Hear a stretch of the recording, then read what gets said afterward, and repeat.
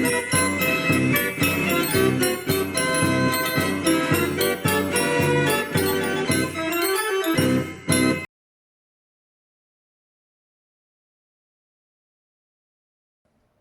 there, welcome to episode 13 of Wurlitzer Organ Rescue. In the last episode we finished the case, and so now we're starting on the musical instrument part that lives inside it. I'm going to start off with something quite simple. I'm going to do the vacuum bellows first. If I can get that right, then it should be easier to do the air, the pressure bellows. So what I'll do is, first of all, I'll show you what the vacuum bellows are, where they live, and how they operate.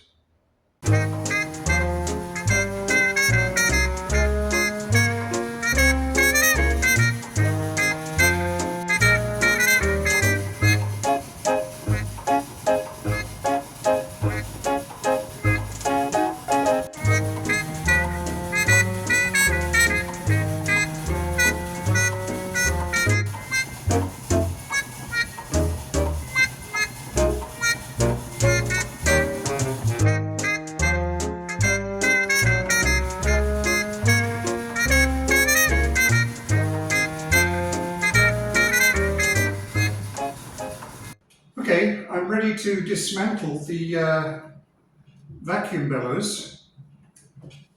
I thought it was in pretty good condition, but once I had a look at it a bit more closely, I've seen there's a lot of damage. For example, this, there's a big crack here, there's a big chunk missing here, there's a few things down here I'll show you in a bit more detail later. I'm going to have to rebuild quite a few of the parts. Now, I'm fortunate I do have the wonderful drawings from Bob Humes, which will help me rebuild it and make the new parts correctly.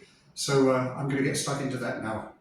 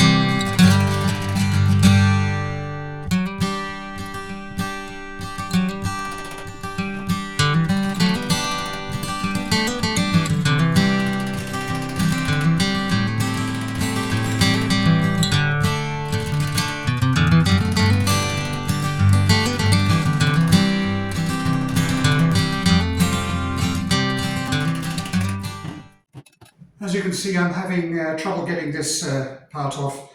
This here should just be a leather gasket, a nice thick packing leather gasket, and then screwed down. But it's been glued, so I'm going to have to struggle with that a bit more. This is newer than some of it, even though it's pretty old.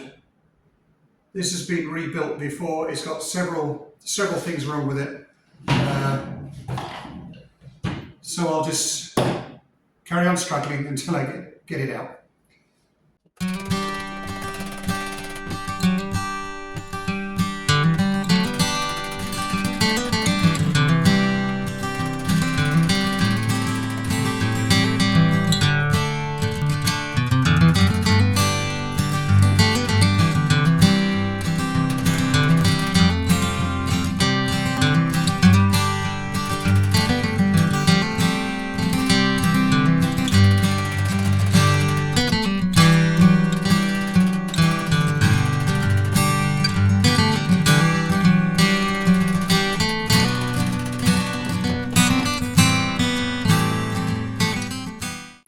So here we've got that access panel off, and as you can see, around the edges So many screw holes where it's been repaired and fixed and replaced in the past. This place also has a great big chunk missing out of the corner there. You can see that it's been glued with something so strong that it actually started taking out the timber. So all in all, this is not looking too good.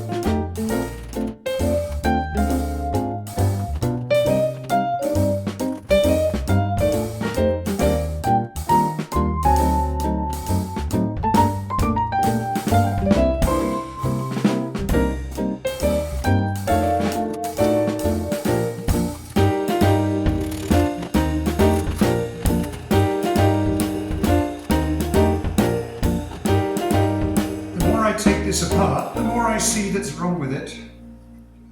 This board has a crack. It starts here, although it might not be joined up, and then it carries on here all the way through here and out there. Now, I don't know how deep that goes, but this is something that needs to be completely airtight in order for it to get a vacuum. A valve sits on here, and as this central board goes up and down, it pumps out the air. But if you've got this crack here, then the air is just going to leak in and get everywhere where it shouldn't be. So, I'm not sure what to do. You can see from the leather, it's just like paper now. It's just so old. It's not even, it's got no strength to it. So I'll continue taking it to pieces. There are some parts I can use. But looking at this end here, I don't know if you can see, but this has been broken, there's bits missing, and they've put a bolt in through here to hold the crack together, where it's cracked through there. So this is really very old. It's in pretty poor condition. I'm not sure how much of this I can actually save. We'll have a go. I'll finish dismantling it and then I'll make my mind up. This is one of those situations where it would be so much easier to build a new one than to restore one, but we'll see what we can save.